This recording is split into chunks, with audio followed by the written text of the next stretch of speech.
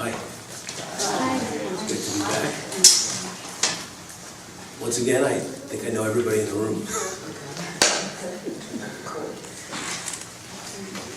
So I'd like to start with a song, and if you know it, please join in. Shekhinah, light of my soul, help me to be whole. Help me to love myself and others freely in a way that's healing. Shekhinah, light of my soul, help me to be whole. Help me to love myself and others freely in a way that's healing. Shekhinah, light of my soul, help me to be whole. Help me to love myself and others freely in a way that's healing. Shekhinah, Shekhinah, light of my soul, help me to be whole. Help me to love myself and others freely in a way that's healing. Shekhinah, one more time. Shekhinah, light of my soul, help me to be whole. Help me to love myself and others freely in a way that's healing.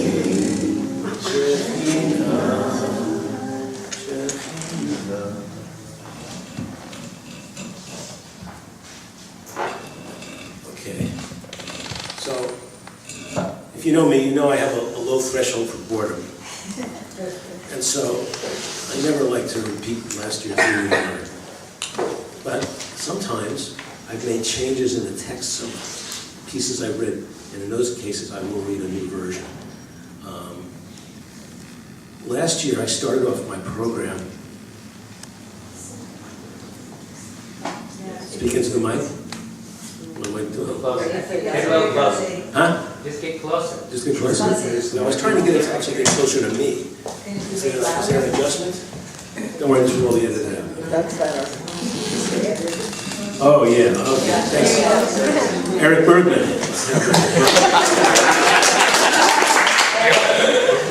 Don't edit that out. I visited Essence Flat this past year with Sheffa Gold and with Elliot Ginsberg and a few other people. I started with 4 versions of a very short poem. We had a big discussion about which version was better. If you remember correctly, those of you who were here, there was only 1 word difference between them all. And I read it, all 4 versions, and I think it was Hannah Cohen that really picked up which word it was. And I said at the time, I will send all 4 copies to different editors, and whichever one chooses that one, that will be the one.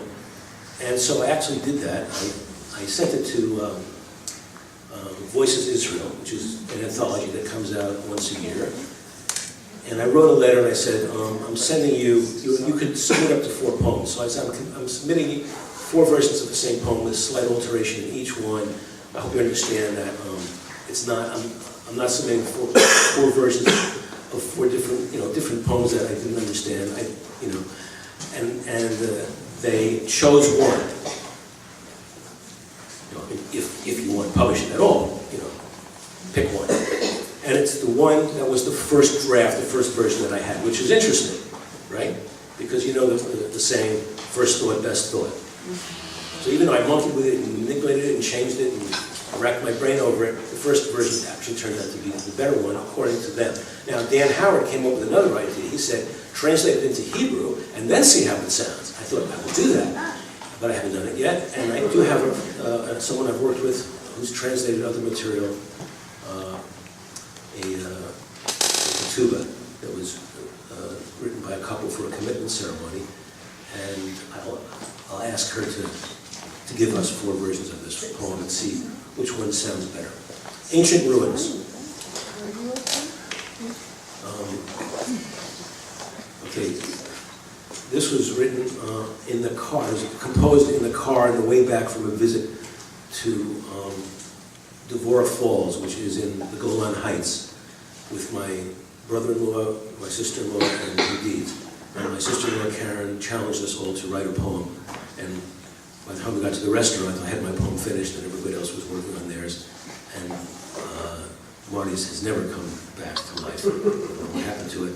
But this one got published. Ancient roses, gold lichen glistens on top of a wall. Smooth stone quickens the sense of it all. White moon listens, though no birds call.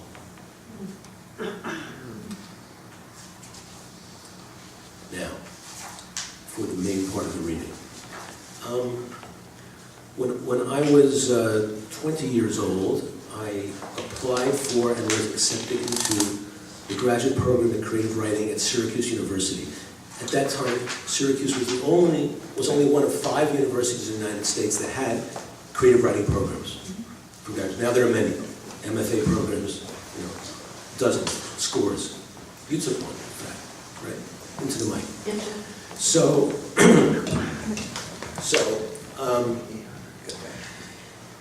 one of the people I met in the program was a young woman poet named Lynn Knight. Lynn has written several books of verse, and she's highly regarded. And I hadn't seen her for many years, and then she gave a reading at Cody's. So I went on purpose to say hello to her. She was very glad to see me, and we went out for coffee at Hudson's Cafe on College Avenue. And we stayed in touch more or less since then. And then I found out that she had won a prize, the Rattle Magazine Poetry Prize, which carried a significant award with it. And so I ordered the magazine, and I read the poem, and I wrote a poem in reply to her. And I'm going to read her poem first, and then I'll read my poem, and you'll see that my poem picks up on her tone, and if you were able to count the lines, you would see that they actually came out identical. So this is what Lynn wrote. It's called, "To the Young Man Who Cried Out, What Were You Thinking When I Backed Into His Car?" I was thinking, no, oh no, not one more thing. I was thinking, my mother, who sat rigid in the passenger seat crying, "How terrible!" as if we had hit a child, not your front bumper. Would drive me mad, and then there would be 2 of us mad, mother and daughter, and things would be easier. They said things would be easier once she went to the other side, into complete, total madness. I was thinking how young you looked, how impossibly young, and trying to remember myself young, my body, my voice, almost another person, and I wanted to weep for all I had let come and go so casually. Lovers, cities, flowers, and then I was thinking, you little shit. For the way you stood outside my window with your superior air, as if I were a stupid old woman with a stupid old woman beside her, stood shouting, "What were you thinking?" As if I were incapable of thought, as I nearly was. Exhausted as I'd become tending my mother, whom I had just taken to the 3rd doctor in so many days, and you shouting your rhetorical question, then asking to see my license. Your license? Slowly, as if I would not understand the word. And the lover who made me feel as if I never knew anything appeared then, stepped right into your body saying, "What were you thinking?" After I had told him, sobbed him, but I thought he was. I thought we would. And then my mother began to cry, as if she had stepped into my body only years before. Or was it after? And suddenly I saw the whole human drama writ plain. A phrase I felt I had never understood until then. An October afternoon in Berkeley, California. Warm. 2 vehicles stopped in heavy traffic on campus. A woman deciding to make way for a car, trying to cross gaily. Act of random kindness she thought might bring her luck. Then immediately, right before impact, I knew it would be bad luck if it came, being so impure in its motive. And then the unraveling of the beautiful afternoon into anger and distress that would pass unnoticed by most of the world would soon be forgotten by those witnessing the event, and eventually those experiencing it, while the sun went on lowering itself toward the bay, and ginkgo trees shook their gold leaves loose, until a co-ed on the way home from class, unaware that a car had backed into another car, unaware of traffic, stopped to watch the shower of ginkgo, thought of Zeus descending on the sleeping Danae in a shower of gold, and smiled over all her own lover would do in the bright, timeless stasis before traffic resumed. Pretty good, huh? Yeah. Pretty good. Okay. Dear Lynn, my copy of Rattle arrived yesterday. And yes, we get mail on Sunday, though not on Saturday. And I think it never comes on Friday either. And I read your poem, the prize-winning poem that was one of the reasons I paid Tim Green $10 extra to send it to me in Israel instead of my Berkeley address. That and the sonnet feature and the interview with Molly Peacock, but it was your poem. And my wanting to see it in print, not asking for a copy, but in print, in context with the rest of the issue. Really, it's a good poem, a very good poem, a very Berkeley poem, if I may say so. And I think I know Berkeley well enough to make that claim. When I think of how you moved into Berkeley and I moved out, though there must have been a long overlap since I kept moving away for longer and coming back less, till now when I'm spending just a few summer weeks in an old burg to be near my family and give a reading and take care of old business, renew a business license, a driver's license, go hiking in the Sierras, check up on some old friends, ride my bike and hug and kiss my grandchildren, take in a game or two, and enter briefly that old consciousness, a consciousness which still nourishes me. And really, Lynn, I'm so proud of you that you've hung in there and focused your creative drive, flew the freeway as I did to teach at this and that community college, wrote your poems, and tended your mother, cared for your daughter, embraced your Michael, transformed your angst into art, the best thing one could do with it, and showed compassion to yourself and others and saw through the veils of convention and wrung a blessing from your tsuris. And I think back to that poetry workshop in the Hall of Languages, our colleagues with their half-formed identities and their struggling poems, Denny and David and Colin and Julie and Joe and Marcia and Bruchak and Judd, presided over by the avuncular Philip Booth. And at the end of it all, I'm glad you won $5,000 with a quintessentially Berkeley poem, a mature work, an honest work, a work richly deserving of the prize. Mazal Tov and Yashar Kolchacha Chazak Chazak V'Tit Chazek. May you go from strength to strength. B'Shalom.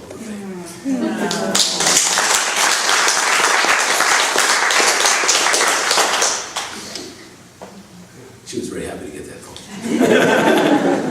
She said she felt she'd been blessed. She's a very fine poet. Okay, so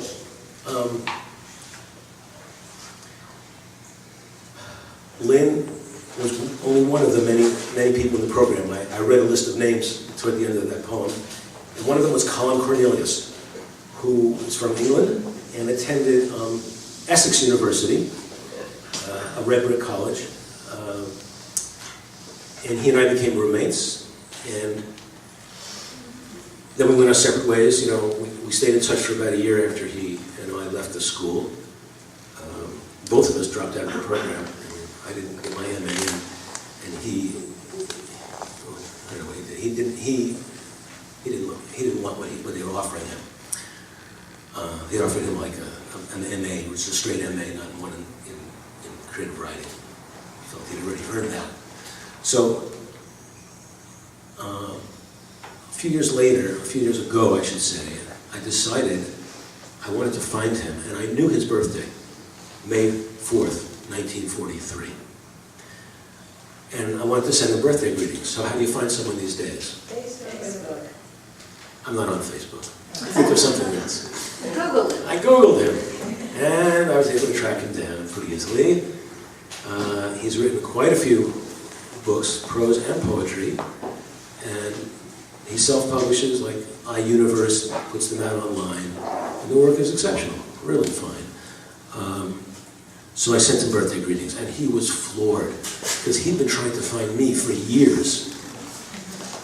Thanks, Sarah. And so we started corresponding, and then he said, we've got to have a Skype visit. So we had a Skype visit, me from Spada, me from, I think he was in the south of France at the time. He's in Spain now. And he had always wanted to visit the Galilee. He wants to see the lake. So far we haven't managed to coordinate our times so that he can come and visit, but he's welcome anytime. And then, okay, so that's Colin. But meanwhile, he changed his name to Marcus and later to Mercelin.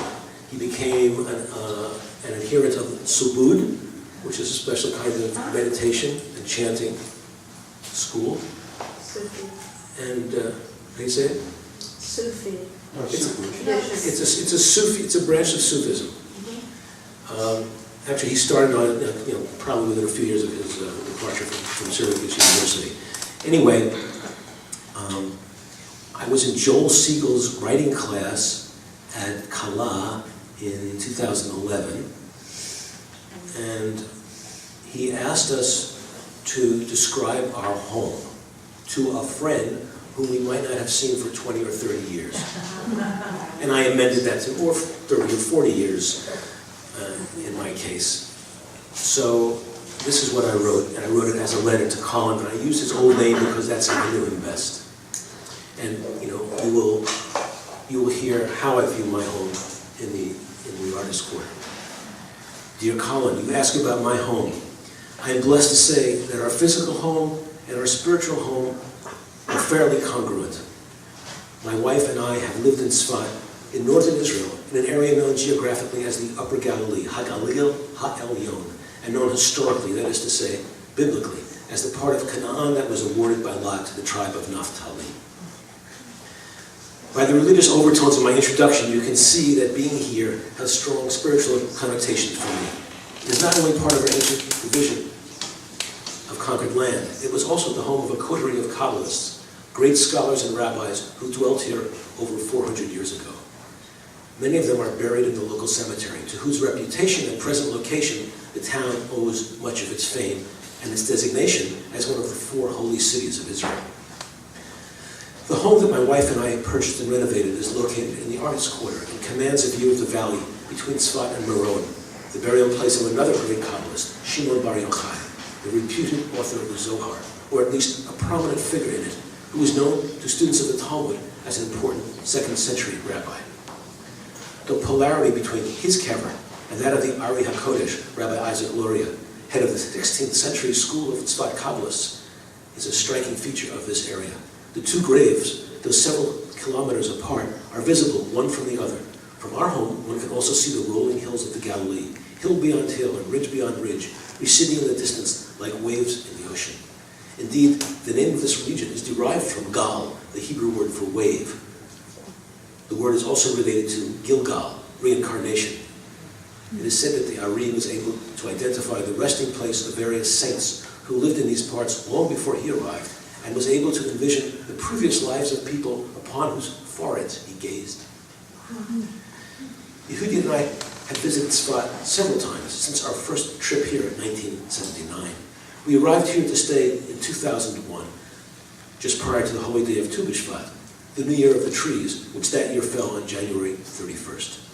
2 friends of ours chose to be married here on that day, a relatively minor holy day prior to the time of the Ari, that he transformed by creating a festive meal modeled on the Passover Seder to celebrate the shift of seasons, typified by the rising of the sap in deciduous trees and the appearance of the first almond blossoms. Our home was probably built after the great earthquake of 1837, a seismic event that devastated the town nearly as badly as an earlier earthquake in 1759 had done. It is built of hewn limestone blocks and features 4 domes and arched doorways and windows. We added a top floor when we renovated the entire house and installed new plumbing, heating, and electricity. The base, the foundation, is the same, and the mystery of who first built it and when persists. It is probable that the oldest part of the house is the cave-like domed room on the ground floor, adjacent to which, and lower, is a cistern, in Hebrew, a bor mayim, i.e., a hole for water, that could have been dug at the same time or even before. Before the advent of piped water, such cisterns were used as catchment basins for rain and relied upon as a source of water throughout the year. The large olive tree in the courtyard may be older yet. I have heard estimates of its age ranging from 200 to 1,800 years. I believe it is certainly several hundred years old, but I am unable to come any closer than that. In a sense, we belong to the tree more than the tree belongs to us. If we care for it, it will survive us just as it preceded us. And if we neglect it, it will probably survive anyway. I've thus far said nothing about the interior, its furnishings, decorations, and unique features. It's just as well. When you come, it will reveal itself to your discerning eye. With my best wishes and in eager anticipation of your imminent arrival, your old friend, REUVEN.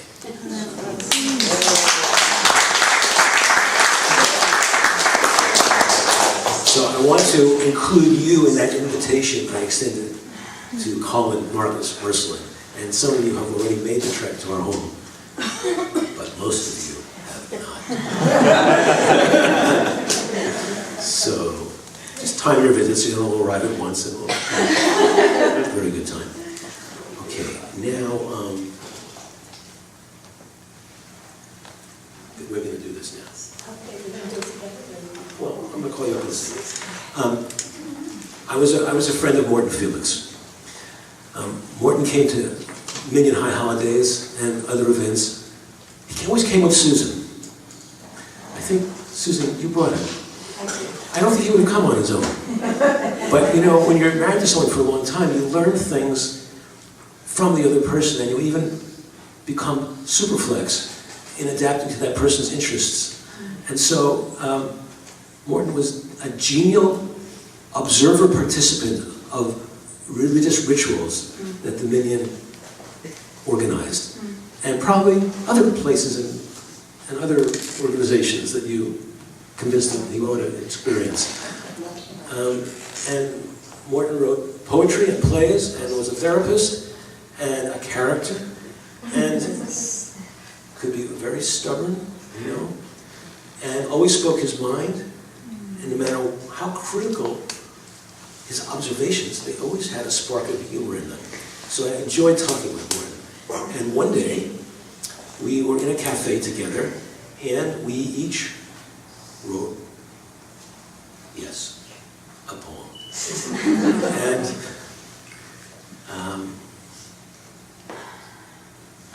And he wrote a poem, and I read his poem, and I wrote a poem. So he wrote to me, and I wrote to him. And Susan is here tonight, and has agreed. She asked me to put these poems on the program, and I said it'll fit perfectly. It goes with the theme of transition. It's also the theme of twins, of two people who are friends who write poems and correspond. It's like perfect. So, would you like to read Morton's poem first? If you want to, I actually have looked at it. You haven't looked at it in a while, so that'll make it even more authentic. It's not over-rehearsed, you know. Yeah, right, Not too polished. definitely. If I can see that. I'm not sure you can see it, but that's not even the right poem.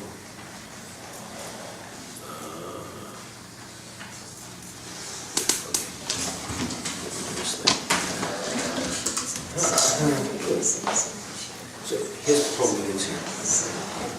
I'll put the mic for you, and then who's on it? Okay. Okay, Susan Felix. To Reuven. Inventions permit us to skate on surfaces, magical fishes, daring the upheaval of the unseen.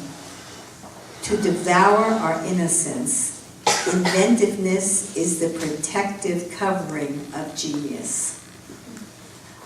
But it is the discoverer who tames the beast, for this is the oneness in us, the captor and the captured, the leader and the led, the doctor and the patient, the beginning and the end, explorer of tissue, metal, bedrock, context, what has passed and what will come.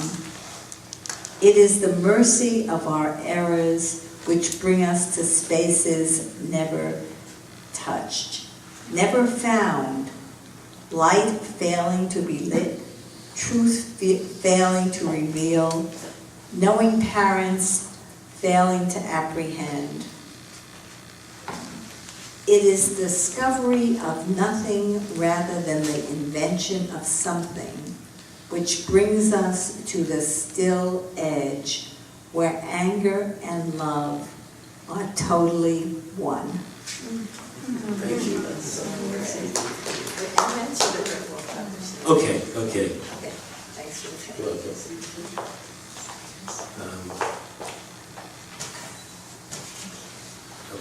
Morton knew the editor of Galley Sale Review, and he suggested that we should send our poems there, and that's where they appeared in print. Galley Sale Review. I don't know if it still exists. So this was very nice. So I wrote, my turn, Tribal Gods for Morton Felix. We've been involved since ancient times. We've shared the desert stark and wild, the skimming bird that skewers air, stampeded tundra, battle-hardened, beaten small in arid atmosphere. The language capsules filter down, pre-Babel merges, Hebrew splinters, Aramaic, Arabic, Chaldean, Sanskrit, and then diversion over waters, Ashkenaz and Cush, Yavan and Edom, Sepharad and Albion. Returning as journey's end returns, blazing to its source, direction learning, the sun at day's end, glowing, burning, like loving heart for which it yearns. I should say that anything you hear on this program that you want a copy of, just write to me. It's easy for me to just email it to you. Can you say that one again? Yeah. Should I read Morton's again too? Yeah. Let me read Morton's first because Morton's is actually more complex. So, to Reuven. Inventions permit us to skate on surfaces. Magical fish, daring the upheaval of the unseen, to devour our innocence. Inventiveness is the protective covering of genius. But it is the discoverer who tames the beast. For this is the oneness in us, the captor and the captured, the leader and the led, the doctor and the patient, the beginning and the end, explorer of tissue, metal, bedrock, context, what is past and what will come. It is the mercy of our errors which brings us to spaces never touched, never found, light failing to be lit, truth failing to reveal, knowing parents failing to apprehend. It is the discovery of nothing rather than the invention of something which brings us to the still edge where anger and love are totally one. Tribal gods, immortal things. We've been involved since ancient times. Ancient times. We've shared the desert stark and wild, the skimming bird that skewers air, stampeded tundra, battle-hardened, beaten small in arid atmosphere. The language capsules filter down, pre-Babel merges, Hebrew splinters, Aramaic, Arabic, Chaldean, Sanskrit, and then diversion over waters, Ashkenaz and Cush, Yavan and Edom, Sepharad and Albion. Returning, as journey's end returns, blazing to its source, direction learning, the sun at day's end, glowing, burning, like loving heart for which it yearns. Thank you very much.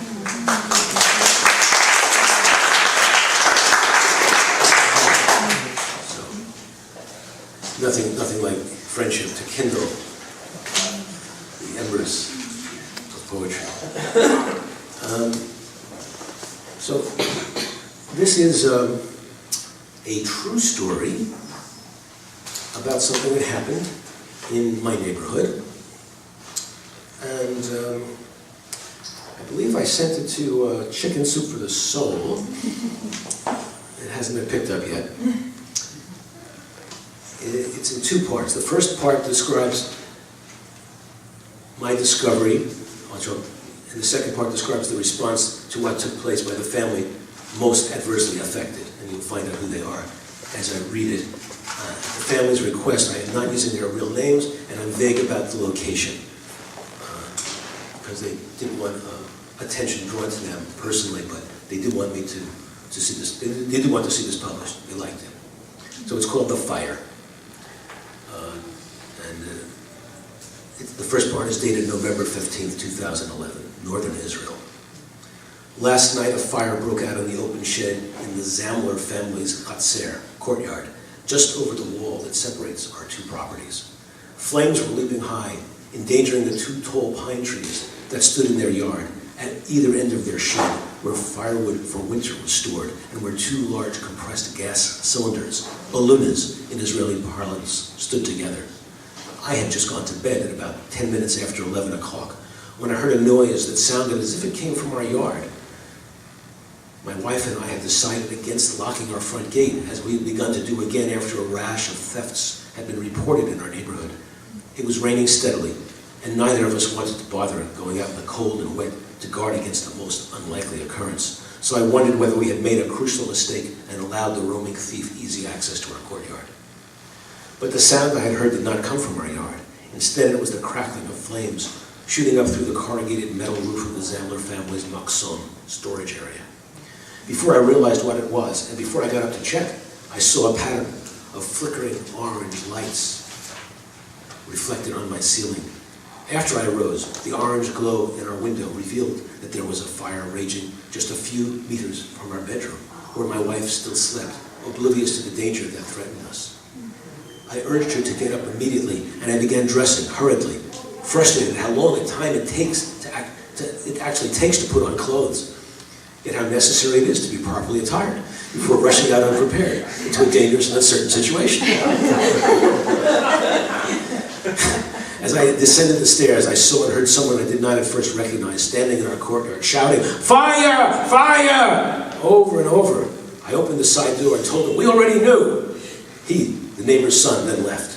He and his father then tried to move their disabled car from in front of their house, but soon gave up the project. Other matters were more pressing.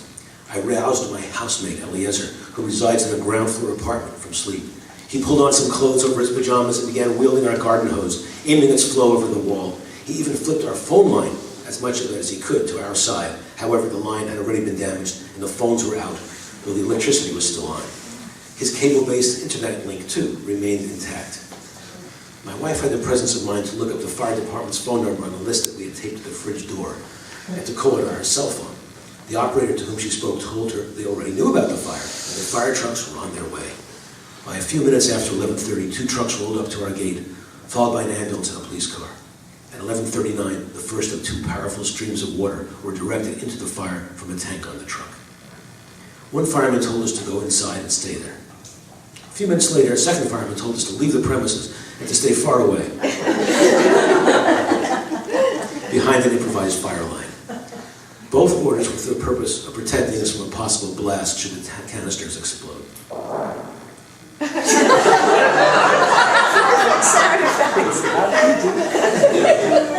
The cold drizzle began to diminish as we stood watching their attempt to quench the fire.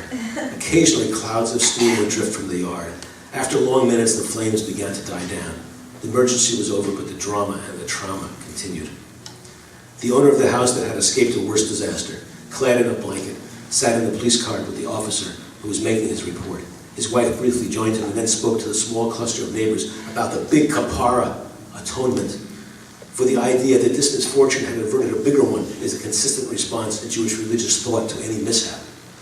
She and her children had run out in bare feet to shelter with a family across the street that had happened to be at home at the time. Usually the place was used only for Shabbat and holy days and stood empty on weeknights. Back in my house and still agitated, I made myself a cup of tea and ate a date, a banana, and a couple of crackers, unable to go back to bed. I made simple errors in my speech and paced clumsily about while trying to settle down and comprehend what had happened, compared to what had almost happened. The sequel, November 19th, 2011. Traumatized though they were, the Zamler family did not succumb to negative emotions.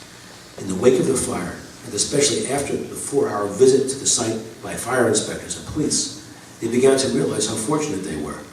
Several factors combined to mitigate the effects of the fire, to limit the damage that could have been wreaked. Among them, several small individual decisions, insignificant at the time they were made, were later seen to have been examples of hashgacha pratit, personal providence, and divine benevolence. Mrs. Zamler placed a sheet of paper on the kitchen table and asked her husband and children to write down every fortunate instance they could recall. This focused intention led to the creation of quite a long list that helped change their grief and shock into gratitude. I will now cite only a few examples. 1. The most feared event, the explosion of the gas cylinders, did not occur for a reason. Mr. Zamler had stored several of the luchot, slabs of wood that he used each year to build the family sukkah, on top of the metal rafters that supported the roof of the shed. One of them was located directly above the cylinders. When it caught on fire, the valve on top of each cylinder burst open, as it was designed to do, and while the escaping gas ignited, the cylinder itself did not explode, as it would have done had a surge of heat affected only its base. 2. The Zamlers were in the midst of a major remodeling job, the construction of a new bathroom. Mr. Zamler had chosen to stack the new tiles against the wall of the house. The tiles were ruined, but the wall was protected. 3. A couple of weeks before, Mr. Zamler had replaced the old metal piping with PVC pipe, another part of the bathroom construction project. The fire melted the new water line, and the spray that resulted cooled the area and diminished the intensity of the fire in its immediate vicinity. 4. 4 of the family's bicycles were destroyed, but the newest one, purchased at the behest of the Rav of one of the boys, whom he felt needed more exercise, was only a little damaged. The handlebar grip on one side was melted, because it was leaning up against a cylinder from which the heat was being directed away. 5, the windows were blown out seconds after the mother and girls had fled. 6, even such a small matter as the positioning of a pair of shoes was significant, as putting them in an unaccustomed place meant they were protected from water damage. 7, many Sephorim, holy books, were soaked by the fire hoses, but they had been infected by book lice and needed to be aired out. This was done, and the damage turned out to be minor. 8, the washing machine, dryer, bicycles, and many other objects that had been stored in the shed were destroyed and all needed to be discarded. The cost for having the charred remains hauled away was immense, 3,000 shekels. But because most of the debris was scrap metal, the hauler actually paid the Zamlers 100 shekels.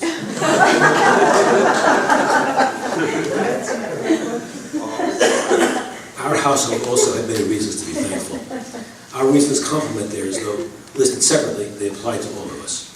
1, the wall had been in a state of collapse the previous year, and we had discussed with the Zamlers whether it should be rebuilt or replaced with a fence or other simpler barrier. We finally decided to rebuild it stronger than before. As a consequence, the fire did not spread to our garden and only singed one branch of our ancient olive tree that dangled over the wall. 2, the weather. It had been raining intermittently since Shabbat. There was no wind and the air was cool, less than ideal conditions for fire to spread quickly. 3, I was awake and noticed the fire soon after it began. Thus I was able to rouse my wife and our housemate, and the latter was alert enough to direct a stream of water over the wall with our garden hose. 4, without the arrival of the firefighters, the damage would have been much more severe, while we would have liked them to arrive earlier. The fact remains, they put out the fire. 5 days later, on Motzei Shabbat Chayei Sarah, about 40 friends gathered at the Zamler home for a Suda Hodaya, a Thanksgiving meal, and a double siyum to celebrate the completion of the study of a Talmudic tractate, in this case, Masechet Cholin, on dietary laws, which Mr. Zamler had commenced 5 months earlier as part of Daf Yomi, daily Talmud study, and completed the preceding week, and Baba Kama, which she and his Kavrusa, study partner, had learned together and concluded with the recitation of the appropriate blessings on this night. The cause of the fire?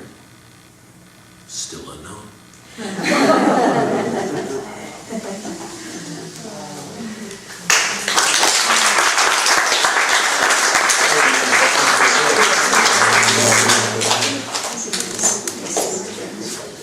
Okay. Now, last year I read like 5 chapters from Work in Progress. It was called Intersections, and it was really like vignettes from my childhood. And I wrote a couple more chapters, and I thought I would share them with you tonight.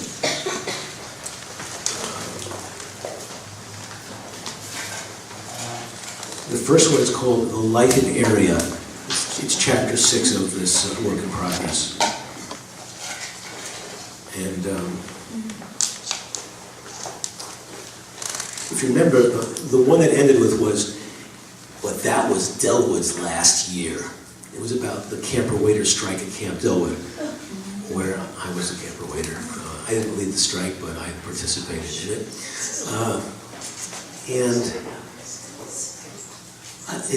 This reminiscence, therefore, it's in context. It starts off with a reference to the camp I went to the next year, Camp Crane Lake, where when I was 16, I was also a camper waiter. And then we go back to when I was 14 at Camp Delwood. Just to contextualize this for you. The lighted area. At Crane Lake, 16-year-olds could go steady with 12-year-olds. A situation never imagined at Delwood. The largest age gap we knew about was going steady at 14 with a young lady of 12 and a half. I went steady with Wendy Ross, largely because my brother had gone steady with her sister. And my best friend Mike Seidman went steady with her best friends. It was a pleasant experience for all concerned. We had socials, as they were called, at least a couple of times a week, if memory serves, and their pattern was pretty much the same. The boys lined up on one side of the social hall, and the girls lined up on the other. Whoever was in charge of the record player would put on a Johnny Mathis album, and the braver souls would venture across the floor and ask someone he'd had his eye on to dance. Occasionally, even a girl would cross the floor, especially if the number was designated as a Sadie Hawkins dance, during which the distaff side was expected to take the initiative. Those courteous encounters might consist of little more than awkward small talk and equally stilted embraces. Eventually, though, by mutual agreement, couples formed, which gave them exclusive rights to one another's time and attention, and a degree of intimate contact during these soirees. The dulcet melodies of The 12th of Never, Small World, Wonderful, Wonderful, and the other songs in this mesmerizing LP, and the gentle crooner's voice encouraged close dancing, and once this habit had become established, the couples often sought a greater degree of privacy by going outside. The lighted area that surrounded the social hall was as far as these companions were officially permitted to wander. However, my partner and I and many of the other couples ventured farther into the darkness, unless prevented by the peremptory voice of our head or assistant head counselors, who were frequently obliged to caution us to stay in the lighted area. We danced close, but Pete and Enid danced even closer. Enid was petite, and Pete lumbered over her, enfolding her in his larger frame. After a few dances, Wendy and I would go outside, where we could embrace and kiss in the semi-darkness. These were close-lipped kisses, but arousing nonetheless. As a sign of affection, I might rub my right arm up and down her back, and she might reciprocate. After one of these encounters, word got back to me through the grapevine that regularly operated throughout the summer season, that to her, it felt as if I had a comb in my pocket.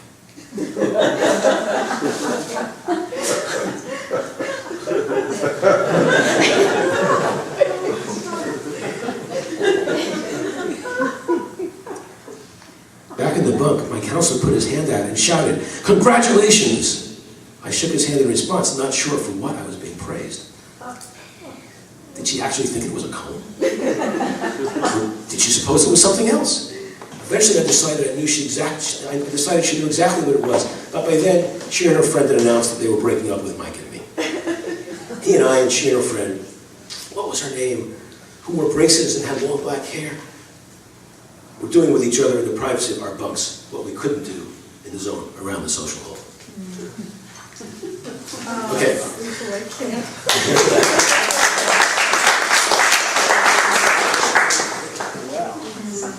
Okay, this is chapter 7.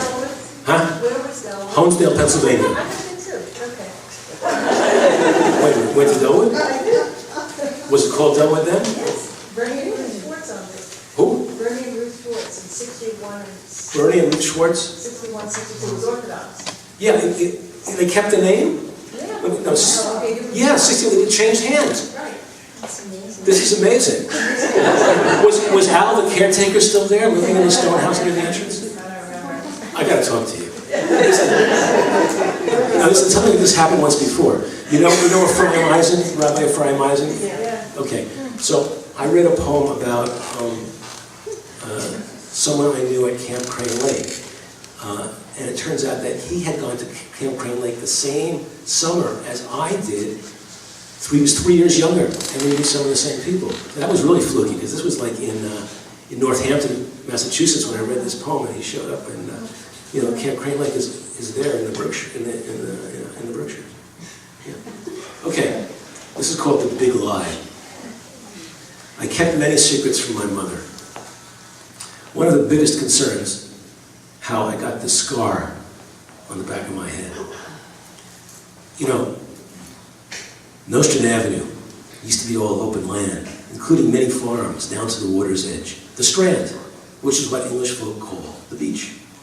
Then developers started building apartment houses just a few blocks south of where Avenue J intersected with Nostrand, or North Strand. One year they excavated lots in the fall and left big piles of earth and gravel next to the hollows where the foundations would be laid and the superstructure erected in the spring. No one wanted to build in the winter, so the vacant lots were perfect adventure playgrounds, good for sledding when there was snow and for digging when it was mild.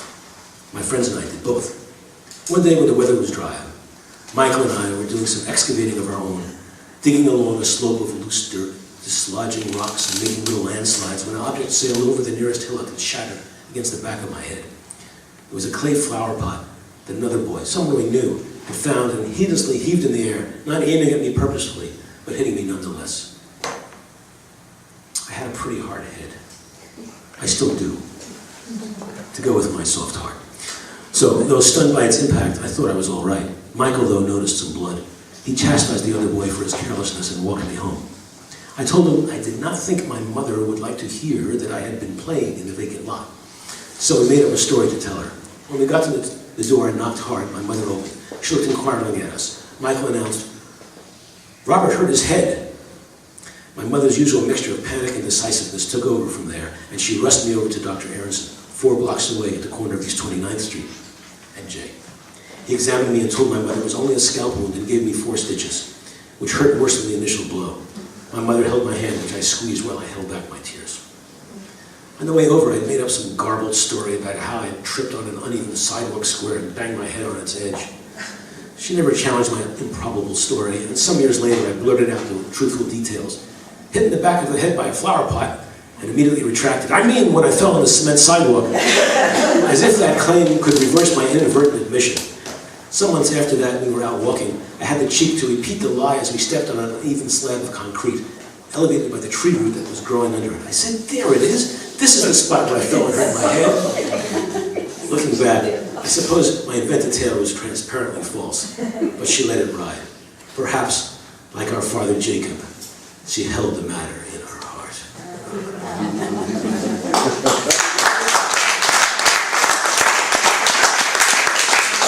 Okay, great. And now we get to the part of the reading where I read some poems that you might have heard before or read before, but are no longer the same poems.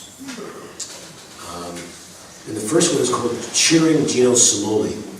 Now, Gino Cimoli was a left fielder from the Dodgers. He came up in 1956, and he had a terrific rookie year. I think he led the league in triples the following year and made the All-Star team. He went with the team to Los Angeles in '58, when the Dodgers finished like 7th. And the Dodgers needed to make some moves, so they traded him to the Cardinals for Wally Moon. With Wally Moon in the lineup, the Dodgers won the pennant and the World Series against the White Sox. An amazing comeback. But when we were kids, we used to go sit in the grandstand in left field and watch the players. And Gino, who was playing left, was the closest one to us, and we liked Gino, and we cheered for him. Hi, Ricky.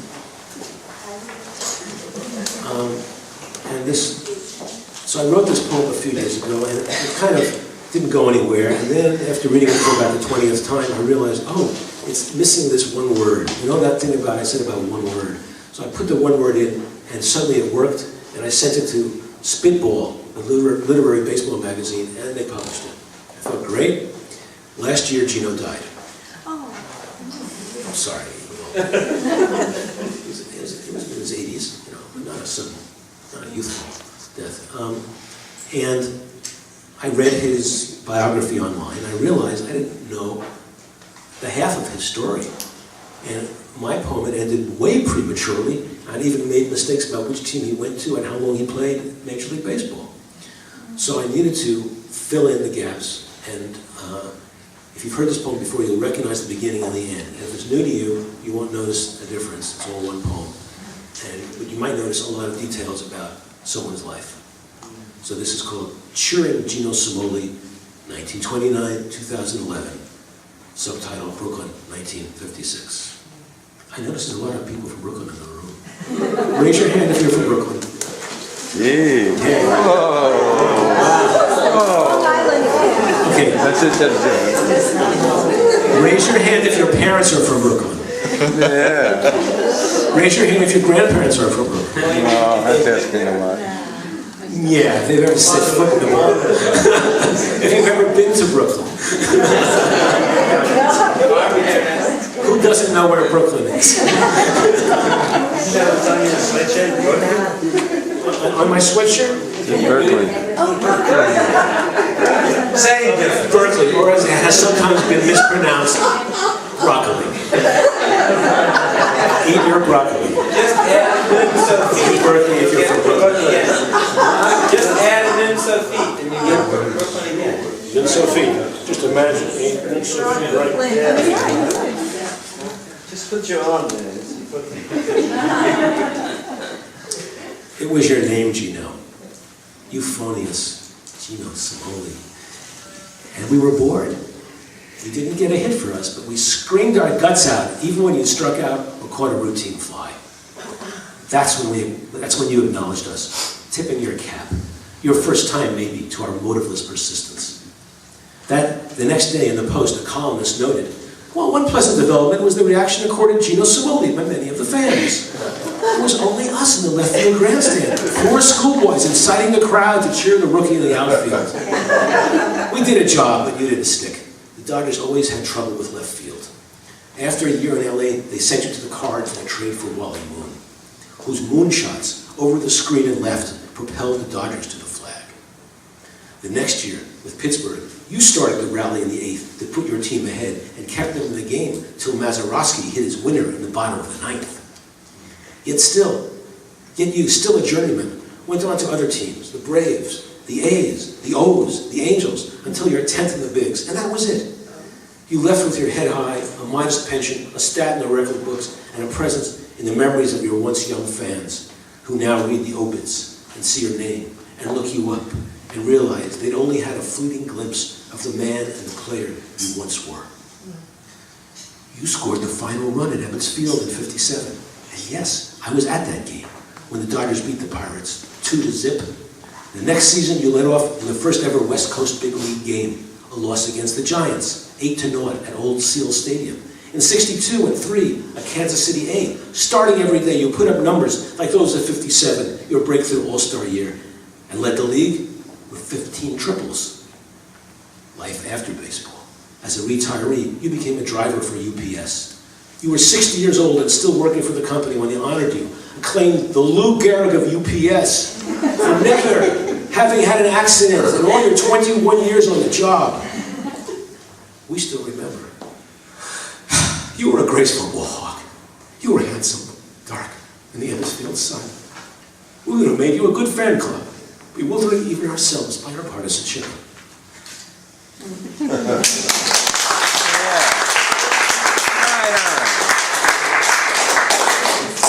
I'll just say something about Wally Moon now.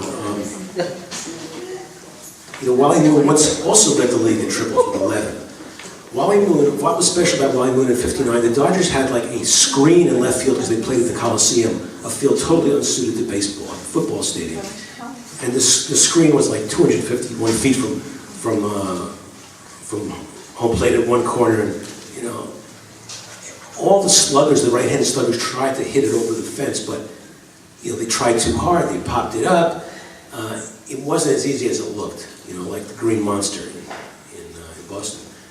But Wally Moon, who was a left-handed hitter, learned to hit to the opposite field, and those moonshots were like pop flies, and they went over the screen 19 times. So he really carried the team in a certain way. He was like a miracle worker. And I'll tell you something else about Wally Moon. He came up in like '52 or '53, same year as Hank Aaron and Ernie Banks. Who was Rookie of the Year that year? Wally Moon. Why? He had better numbers than those guys. They're Hall of Famers, he's not. But he had a better first year than either of them. Just thought you'd like to know. And he's still alive. He's written a book. It's available online. I haven't read it. But he's an interesting character. From the excerpts I saw, Wally Moon, terrific guy. He has this eyebrow right across. I had one of his baseball cards. And he was the guy with the really dark line right across his brow. Like we all have hairs in the middle between our eyebrows, but his were really dark and It's a thick. monobrow. What? That's called a monobrow. A monobrow. Thank you. He had a monobrow. And so when I saw his photo, publicizing the book, I looked for the monobrow. It was there. It was completely white. I was 80-something. Okay. Anyway. Wally Moon. See, it's like they had this interlinked karma, Wally and Gino. And, both succeeded in what they set out to do. So, I have 2 more poems? No, I have 3 more poems. Okay, and then I'll sing a song and we'll chat. Okay? This is the next poem. Okay, good. let's see, one of the citations on the flyer says that I'm in this anthology, Before There Is Nowhere to Stand. Palestine/Israel poets respond to the struggle. Some people got the idea that I wrote this book. It's not true. I only have one poem in this book. It's an anthology of poems, and you can see the poems that appeared elsewhere, and this poem I'm going to read did appear elsewhere. And because of events this past week in Bulgaria, and because it's the 9 days, I thought it would be appropriate to read this poem from that book. You know what I mean by the events in Bulgaria? Yes. Okay. So,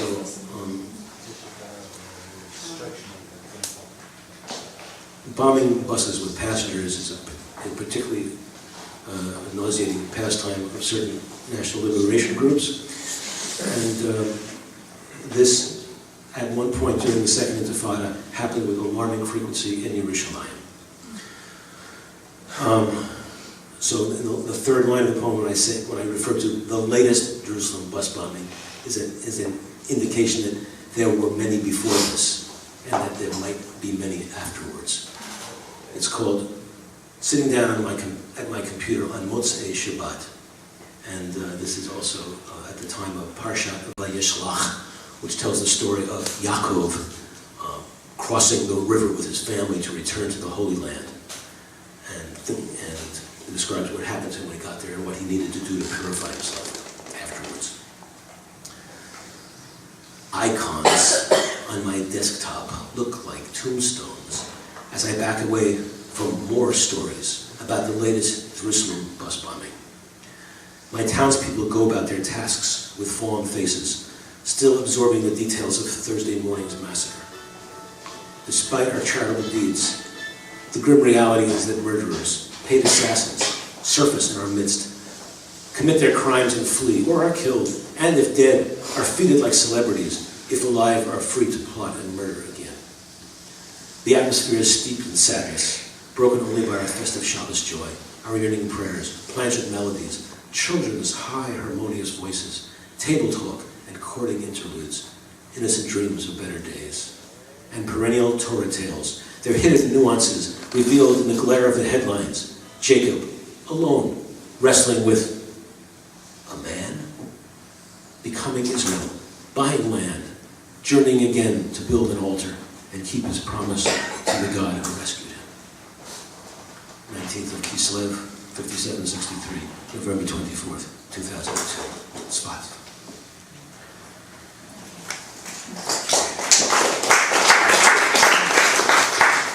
Okay. This is another poem that I rewrote and made much better. Actually, I wrote 2 poems in 3 or 4 days about the moon. And this one was inspired by an article I read in a paper. A quote from the article reads something like this: NASA to fire exploding rocket into the moon to see if there is any water or ice below the surface. October 7th, 2009. So I call this poem, The Moon Disdains Unwelcome Advances. You have no idea how much ice there is for such as you, and how many deep pits in which you might smother or drown. Do I look defenseless to you? I am your mirror. I look around at my celestial companions, stars and moons. I ask them and I ask myself, who are these humanoid insects hurling their phallic spears at my hollow depths? Did they imagine I cannot feel their flammable darts strike my sacred zones, where meteors ripped my skin and gouged out my crust in eons past? They open old wounds at their peril. This sphere remembers every shameful look, every insult, every sneer, every scathing glance. Nothing escapes my notice. Their propulsive explosions always leave a scar, though presently hidden from their earthly eyes, their sublunary skies, but will never force me to yield up evidence of my subterranean springs. Yeah.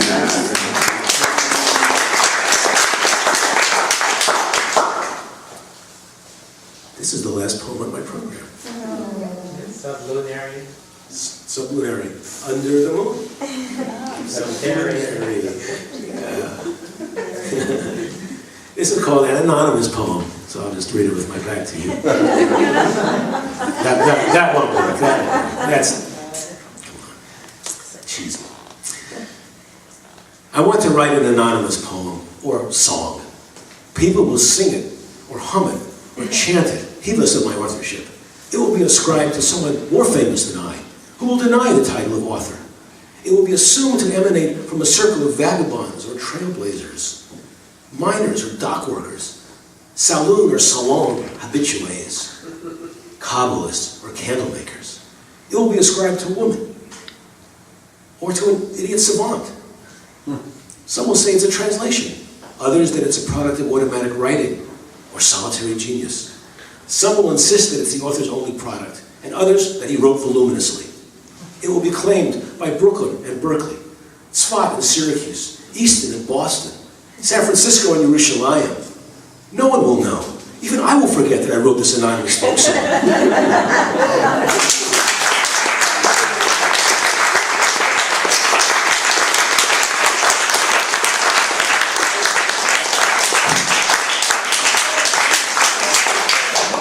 We always remember where we come from. May we see the whole in every part. May our blessings pour down on everyone as love pours from my heart. Ya la la la la la la la la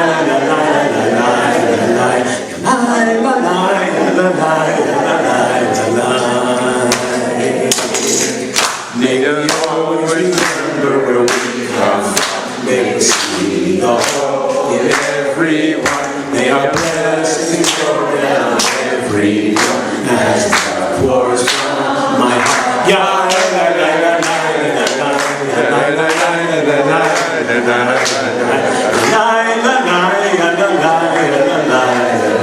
one more time with me together. May we always remember where we come from. May we see the whole in everyone. May the blessing pour out on everyone as love pours from